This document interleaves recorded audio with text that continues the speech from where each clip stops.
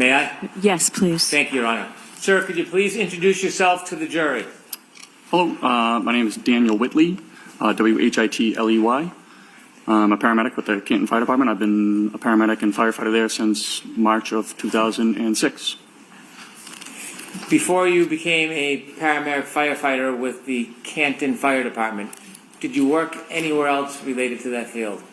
Yes, I had 4 years full-time as a EMT intermediate, and also a paramedic at American Medical Response in Brockton. I'd like to take us right to January 29, 2022.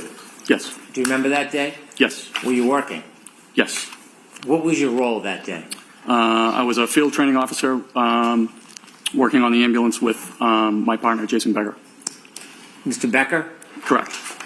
That morning, did you know whether there was a call where a group of your colleagues went to and addressed 34 Fairview? Yes. Were you accompanying your colleagues on that initial call? No. Where were you at the time your colleagues left to go to that location? I was at the Station 2, Ponkabog Station, on the north side of town. Different station? Correct. At some point after that call came in and was responded to you, did you receive a call? Sometime after, I'm not quite sure exactly how soon or later it was, but we received another call to respond to that scene. And as a result of receiving that call, did you make your way towards that location? Yes. Who did you go there with? Just me and my partner at that time was Jason Becker. What type of vehicle did you use to get there? It was an ambulance. What was the weather like? It was snowing pretty heavily at that point. Do you know about how long it took you to get to 34 Fairview?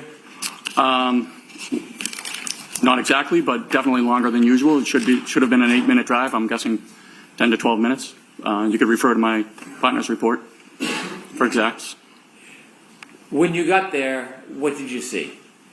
We arrived on scene. Our engine was there before. We run on a response with an engine and an ambulance to medical calls. And then at least 2 police cruisers and another car parked on the street, a gray SUV. When you got there, did you meet with anybody? Yeah, usually we get out, we say hi to my lieutenant and the other gentleman, Sam Parker, who was on the engine before we got there. They were up front of where we parked, and then we walked down further, or at least I did, to the gray SUV. When you reached the gray SUV, did you see anybody inside it? I believe at that point we were kind of, getting out. We were walking down, they were coming out to greet us. There were 3 women there. Okay. Did you speak to any of them in particular? Not at that point, no, not really. At some point, did you have any interaction with any of the women? Yes. In fact, did you know any of the women who were there that morning? I knew Carrie Roberts. How did you know Carrie Roberts? First we're neighbors. She lives about 200 yards away from me, around the corner. And she helped organize a neighborhood block party, and I would volunteer every year to bring the fire truck to the block party and show the kids the fire truck for a little bit. So you knew her well? No. Were you friends with her? No. Friendly? I just would describe us as acquaintances. Did you ever socialize with her personally, other than the block party? No. But you knew who she was? I knew who she was. I don't recognize her, yes. Did you talk to her that morning? Not beyond probably a hey or hi or something like that. Okay. Do you know whether she ever gave you any items? I know at one point I had to exchange whether it was a purse or a cell phone or some object from Miss Reed. At some point that morning, did you have an opportunity to meet with the defendant? Yes. Where did you first see her? We were in the process of getting her to go to the hospital. When you say we, who was helping you? That would be, my partner, obviously, Jason Becker, and then my lieutenant, Greg Woodbury. Where was she when you first saw her? Somewhere outside in the street. Do you recognize her in the courtroom today? I do. And could you identify her, please? Yes. Please. You're pointing to a person. Can you give just a very limited... The woman standing, sitting in between these two gentlemen here. Did you interact with her that morning, have a conversation? Yes. When you first started speaking to her, what was her demeanor? Pretty upset, crying.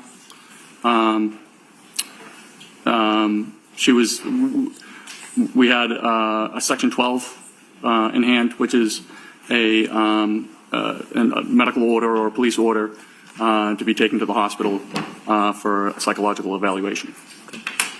Did you discuss that with her? Yes. Yeah. Did you ask her to follow you or to come with you? Yeah, she did. And did that happen? To the ambulance, correct. So you went to the ambulance with the defendant? Yeah. And was Mr. Becker with you? Yes. What happens when you get to the ambulance?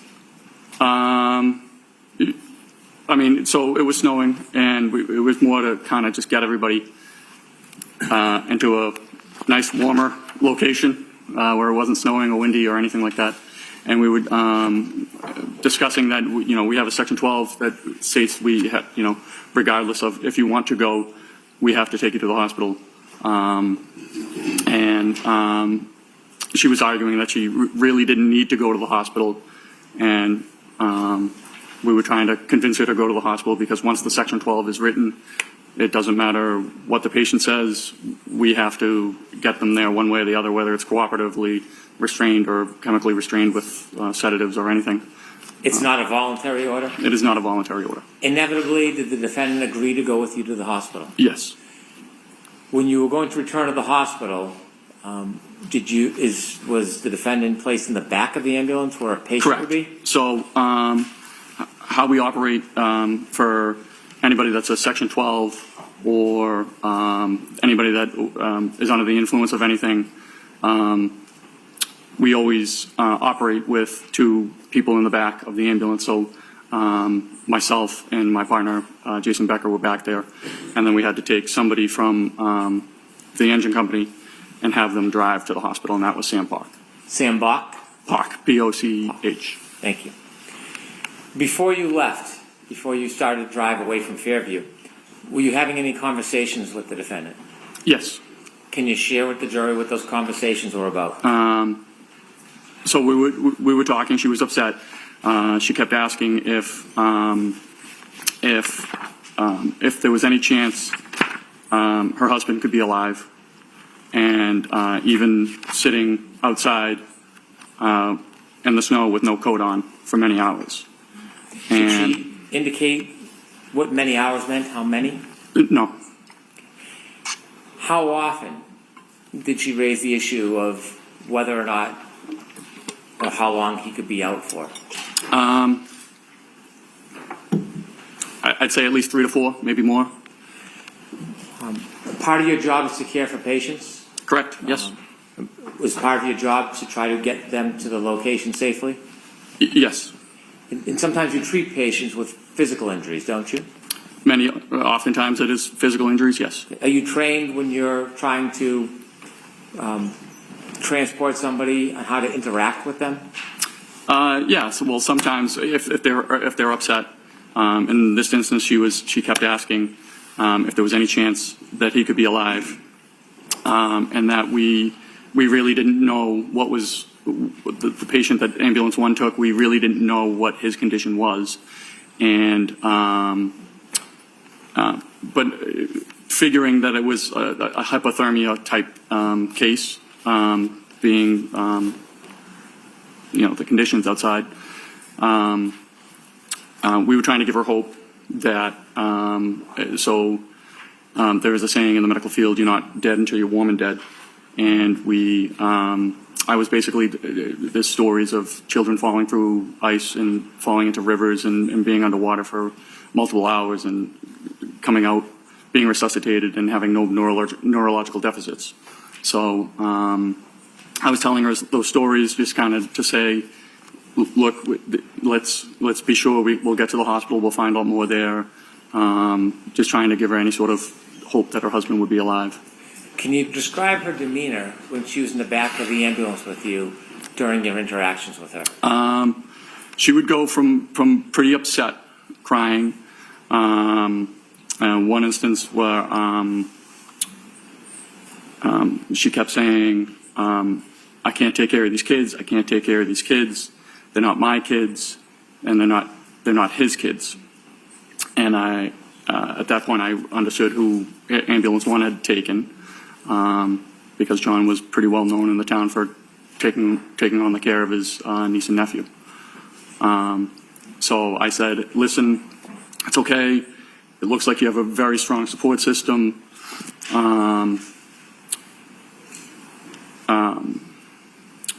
And then Miss Reed said, do you know Carrie Roberts?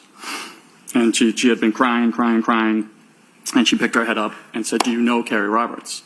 And I said, a matter of fact, I do. And she said, anybody who knows Carrie Roberts wouldn't say that about her.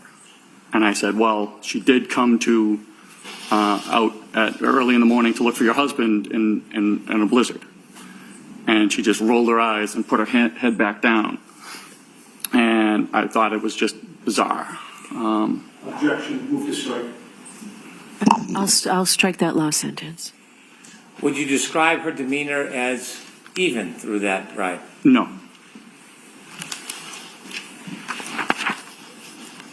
How long did it take to get to the hospital? I mean, you can refer to my partner's ambulance trip report. I'm sure it has the. Do you have it right with you, sir? I do not know. Well, let me ask you. I would guess about 15 to 20 minutes, somewhere in there. You don't have an exact memory? No. When you get to the hospital with a patient under these circumstances, do you leave them at the door? No. What do you do? We have to hand off care. So we go in and we have to give a report to a nurse to let them know what their condition is, why they're coming to the hospital, and what we found taking them to the hospital. When you got to the hospital with Miss Reed, did you interact with the hospital personnel? Yes. Do you typically, after you hand off a patient to staff, do you leave? Typically, yes. This time, Miss Reed was, I'm going to say, not really cooperative with the nurse there. The nurse was asking her to get into a Johnny, give a urine sample.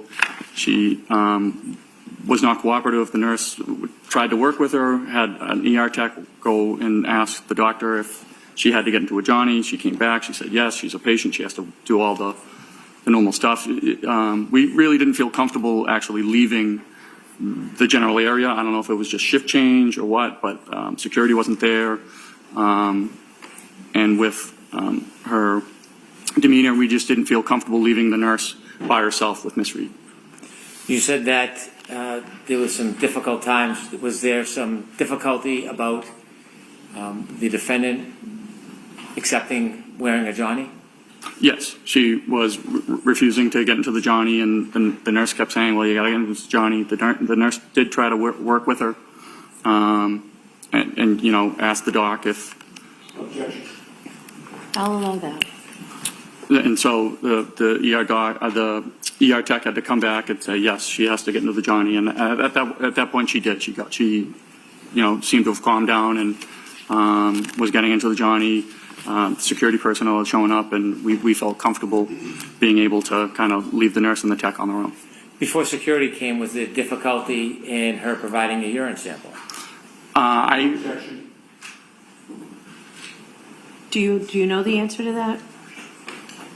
Can you ask the question again? I'm sorry. Why don't you ask it a little differently? Sure. Do you remember whether she was giving the nurses a hard time about a urine sample? Yes. Objection.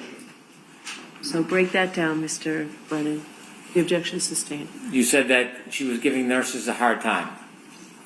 She didn't want to give a urine sample. And then the nurses kept asking her to, you know, this is the cup, you pee in the cup. Objection. Not permitted. No, I'm going to allow it. You were there and saw this, right? I saw it, yes. Thank you. I have no further questions. Your Honor? Yes.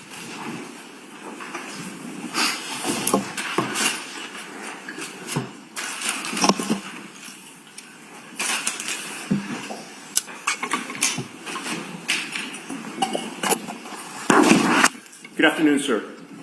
Good afternoon. Sir, you knew before you got into Ambulance 2 that you were heading to Fairview Road for what is called a Section 12, correct? We were dispatched for a Section 12, correct? Right. And that was not your first call for a Section 12, right? No. You had been in that job since 2006. Yes. You've handled a number of them over the years, correct? Correct. The fact that the call came in as a Section 12 gave you some idea of the nature of the issue that you might be dealing with, correct? We had an idea that it was for a psychological issue. Correct. Right. It told you that somebody at that location was suspected of being in some type of either psychiatric or emotional distress, correct? Yes. And on your crew, or of your crew, I should say, you were the one to drive the ambulance 2 to the residence, correct? I drove to the address at Fairview. Now, you've said that when you got to Fairview Road, you don't recall the time, but you do recall that there were still emergency vehicles on scene, correct? I do. There was nobody lying in the front lawn of 34 Fairview at that time, correct? Correct. And do you know how much later after 6 a.m. you would have gone there? You'd have to refer to my partner's report. You don't know if it was minutes or hours later? It was minutes. It was within the hour. I don't know. Within the hour, Yep. Okay. And you said that there were, or you testified that there were 2 police vehicles on scene, correct? At least 2. At least 2. There could have been more than 2. It certainly could have been. And those police vehicles in such a situation, particularly with the snow falling down, would have had their blue lights flashing? I'm not exactly sure if they did or they didn't. Sometimes the police shut off their lights when they arrive on scene. Sometimes they don't. Okay, so you don't have a memory one way or the other. No, nothing sticks out. But those police vehicles certainly were not hidden. They were in plain view, correct? I would say so. Minimum of 2, maybe more. Correct? Yes. And there was also a gray SUV parked near that residence? Correct. And there was a fire engine there as well, correct? Correct. You called it our engine, right? That was from your Well, it would be engine 3, engine 3 from or your at least station. the station 1 engine. I'm sorry? The station 1 engine. I see. So Canton Fire has 2 fire stations. We were coming from the second station. The station 1 engine is the one that responded to Fairview. Okay, and that was a typical large fire engine, correct? Yeah. And did the fire engine have its lights on? I assume it did, only because we rarely shut our lights off on a scene. Sure. And there were police officers walking about, milling about? Yes. Do you know how many? I know I spoke with Officer Sarif and Officer Mullaney, Okay. And so were at there- least 2. And you know them by name? Yeah, Canton's a fairly small town, so you run into the police on a regular basis. Sure, and you work cooperatively with them, correct? Yes. Were there other police officers besides Sarif and Mullaney? I'm sure there could have been, but I don't recall ever speaking with them or interacting with them. Okay. Were there other EMTs or firefighters there when you got there? Just my Lieutenant Woodbury, and then Firefighter Sam Pock. Okay, and they were in charge of Engine 1? Well, the Station 1 engine. The Station 1 engine? Okay. And there were also civilians on scene, correct? Correct. So you would agree that there was a lot of activity outside 34 Fairview, correct? There's a fair amount of activity. I mean, there were people and vehicles and lights surrounding that residence, correct? I assume so, yes. Well, you were there, so Yep. you don't really have to assume, you know, right? There was at least 2 police cruisers and a fire engine. Right, and civilians, And and police officers, and firefighters, correct, and civilians. Correct. All right. With all of that activity outside 34 Fairview, did you ever see the homeowner come out of his house? I wouldn't have known the homeowner. Do you ever see anybody exit the house? I was not focused on the house at all. All right. You were there to do a job, correct? I was there to take somebody to the hospital. Right. And you were there also to do a medical or psychiatric assessment while you were on scene, correct? Well, yes, my partner was, correct. All right. When you got there, you learned, well, I have to strike that. You knew going there that your patient would have been Karen Reed, correct? No. Okay. When you got there, you learned your patient was to be Karen Reed, correct? Yes. All right. And given the nature of the call, you knew when you arrived that you would be transporting her to the hospital, correct? Correct. One of the first things that you tried to do was to get a medical history from her, correct? Or my partner. All right. And you were present for that, correct? I may or may not have been. Getting a medical history is important so that you can pass along information to the hospital when you eventually arrive there with the patient, correct? Yes. And you know that when assessing and treating somebody, getting more information is always better than getting less information, correct? Not necessarily. Okay, so there are times when you'd like to get less information from a patient before you transport them? So it would be pertinent information. For instance, if somebody was complaining of chest pain and they had, stents placed in their heart, we wouldn't talk about how they had their tonsils removed when they were 12. Okay, fair enough. But getting more information is not going to negate the crucial information that you do get, correct? It certainly could in a critical stage. If there was a critical patient, we wouldn't typically overburden passing off a report to a nurse or a doctor with non-pertinent information. Okay. It's not your testimony that getting less information is always better than getting more information, is it? I would say getting pertinent information is better than having... That wasn't my question. My question was, is it your testimony that getting less information is always better than getting more information, sir? I would not agree with that, no. Okay, thank you. Now, the medical history that was taken from Ms. Reed listed her as having multiple sclerosis, right? I want to see it, Saiba, please.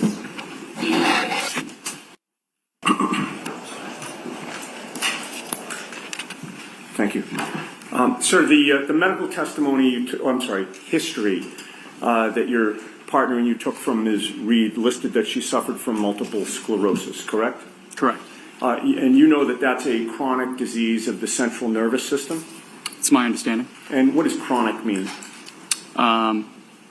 I believe any disease lasting more than a certain amount of time. It could be 2 years, 3 years, 4 years. Persists for a long time Persistent. or constantly recurs? Correct. And it's a disease that affects neurological muscle control, correct? That's my understanding. And last question, it's also a progressive disease, which means it tends to get worse over time? My understanding.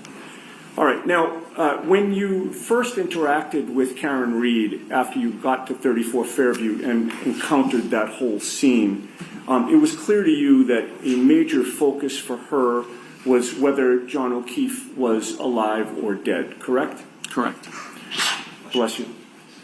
She asked if somebody could survive after having been found in the snow without a jacket, correct? For many hours, correct. All right. And you mentioned something about hypothermia that you assumed that you may have been dealing with the hypothermia situation from earlier, correct? Well, she said that he had been out in the snow with no jacket on for many hours. And you assumed hypothermia was your testimony, correct? Yes. You are not qualified to diagnose hypothermia, are you?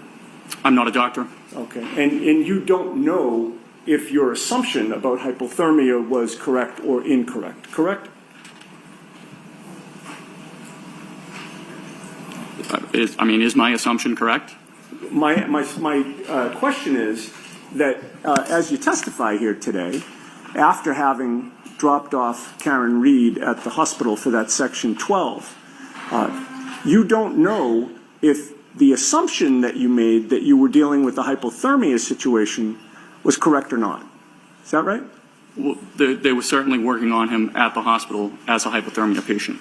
you don't know if your assumption was correct or not, sir. I guess I don't.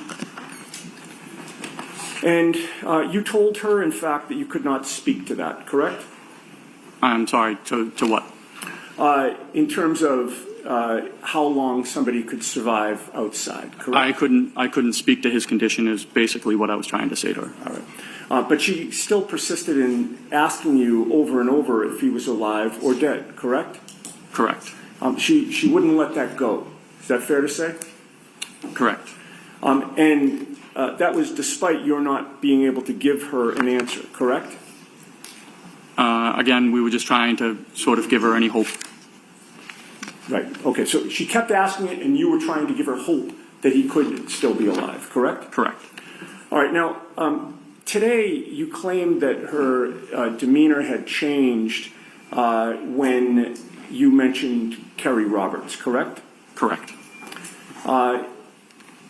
And the term that you used to describe her demeanor when you mentioned Kerry Roberts as being part of a support system, what term did you use?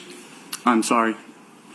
When you just testified on direct examination, did you characterize the way that she reacted when you mentioned Kerry? She had been crying in her hands, and I said, you know, it looks like you have a very strong support system. And she picked up her head. She had her face in her hands. She picked up her head out of her hands, looked at me, and said, "Do you know Kerry Roberts?" And I said, "Matter of fact, I do." And she said, "Anybody who knows Kerry Roberts wouldn't say that about her." Okay. And you've previously described that in testimony last year as her being snarky was the term you used, correct? Correct. But you were first interviewed by the police on February 8th of 2022, correct? If that's what the report says, yes. About 10 days after this? About that. And the events of January 29th were fresh in your mind on February 8th of 2022, correct? As fresh as they are today. Okay, so you do not allow that your memory was better on February 8th of 2022 regarding January 29th of 2022.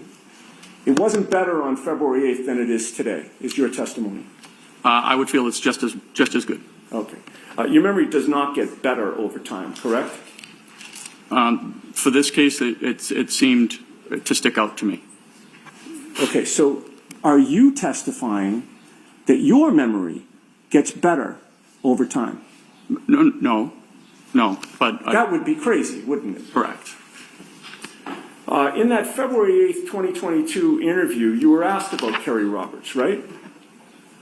I'm sorry, what day? February 8th of 2022. Okay. You were asked about Kerry Roberts, right? I do not recall if I was or was not. You told the police that you knew Kerry Roberts from your neighborhood, correct? Okay, yes. And you've testified today that she just lived 200 yards away from you, right around the corner, right? About that. And you told police that you had seen Kerry Roberts on scene at 34 Fairview when you got there, correct? Correct. You also told police that Karen Reed had told you about making statements about her wanting to die, correct? Correct.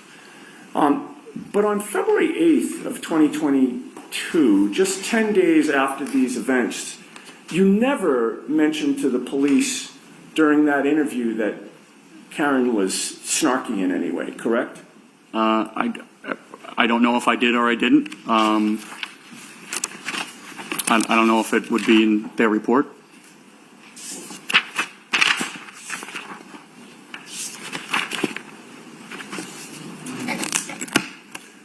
If you saw that report, would it refresh your memory as to whether or not you mentioned snarkiness?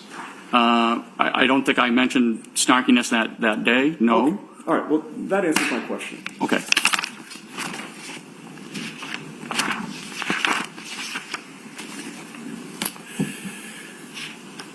But after that interview, and of course even after January 29th of 2022, you went back to your neighborhood the same neighborhood that you lived in with Kerry Roberts, correct? Correct. Do you still live in that neighborhood? I do. Does Kerry Roberts still live there? She does. So you and Kerry Roberts have continued to live in the same neighborhood for years after January 29th, correct? We have. And before you ever encountered Karen Reed that day, you had interacted with Kerry Roberts in the past, correct? Briefly, yes. Well, you were both on the same neighborhood Facebook page, were you not?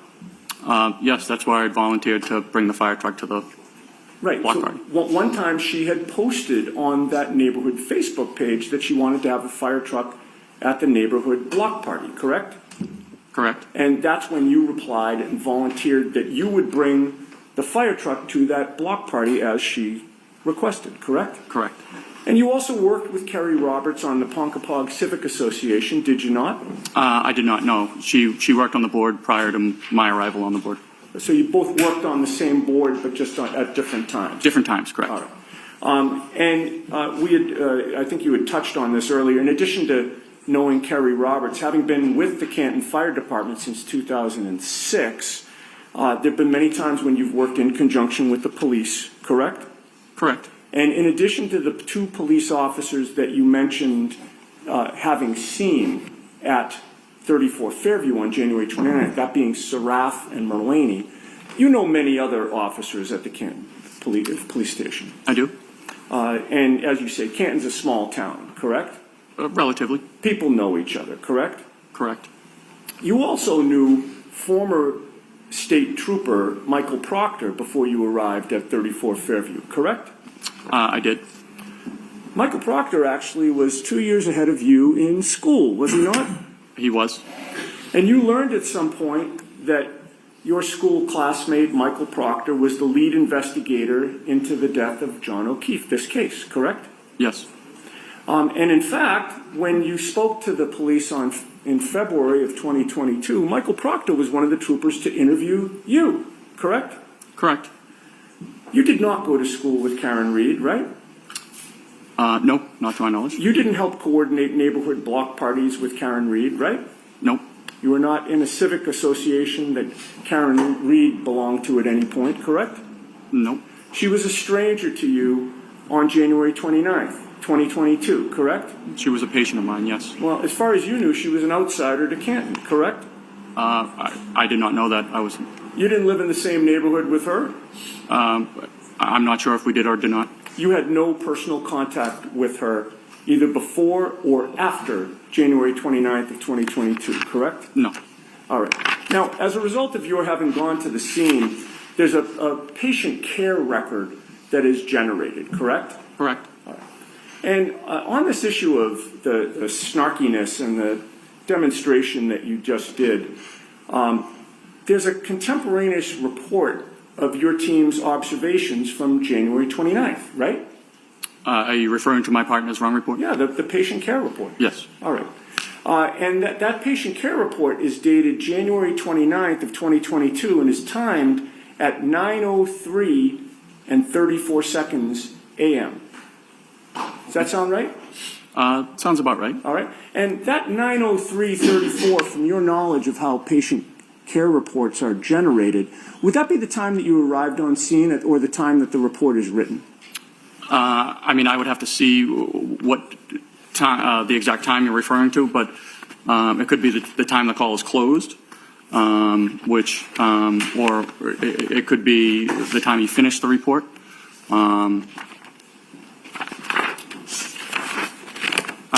There could be multiple reports. I'm not exactly positive which report you're talking about. Okay. In any case, it was from that morning, correct? Well, it did.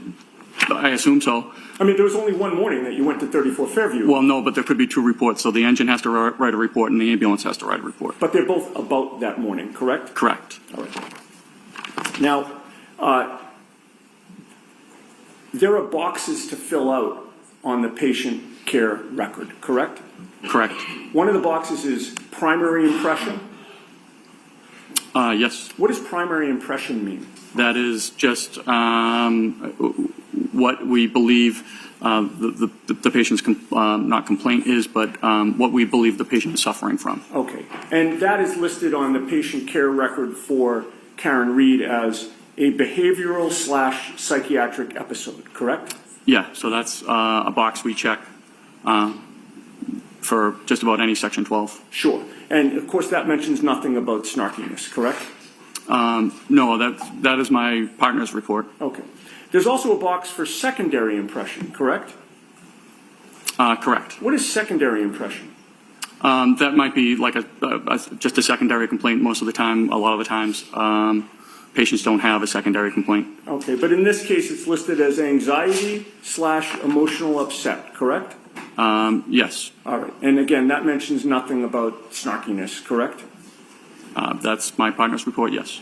There's also a box for signs and symptoms, right? There is. And nowhere in the signs and symptoms box is snarkiness mentioned, correct? No, I don't think that would be medically appropriate. And then in the patient care record, it's recorded that Karen was found sitting in the front passenger seat of a friend's car, crying and visibly upset but cooperative, right? If that's my partner's words, yes. All right. And those words, actually nowhere in the patient care record is it listed that she was snarky in any way, correct? Again, that would not be something we would put into a patient care report. And you did not put it in, correct? It was my partner's report, and no, we did not put it in. Okay. And once Ms. Reed agreed to go with you in the ambulance, it's fair to say she was still upset and crying, correct? At times. If I may have a moment. Sure.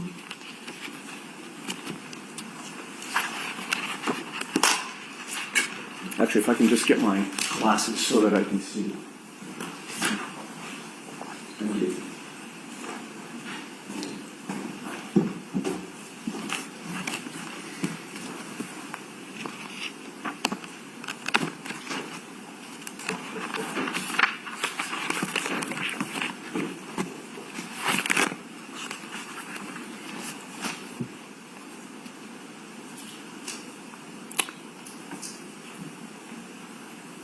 Okay. You had just testified that you said at times she was upset and crying when she got in the ambulance, correct? Correct.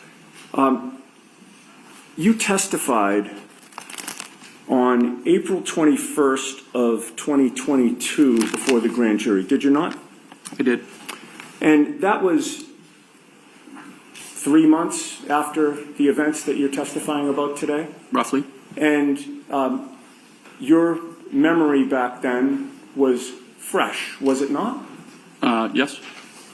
And you were asked the question, once she was in the back of the ambulance and she agreed voluntarily to go to the hospital, did she appear to calm down at that point? Do you remember that question? I do. And your answer was, she wasn't arguing against us at that point. Once she, agreed to come with us voluntarily, she was still upset, crying, and talking on the phone. Do you remember that answer? I do. All right. You didn't mention in that answer that it was only at times that she was crying and upset, correct? But no. Okay. The whole time, from beginning to end, Ms. Reed was constantly worried about John, was she not? Objection. Sustained. You recall that she was on the phone at one point speaking to someone that she called Papa, correct? Correct. Did you later learn that Papa was John O'Keefe Sr.? I am just learning that just now. All right. And in any case, you heard her say to Papa, is he dead? He's dead, isn't he? Sustained. You could hear on the other end of the line that Papa was saying something to her, correct? The objection sustained. May I approach? The witness or me? Sidebar. Okay.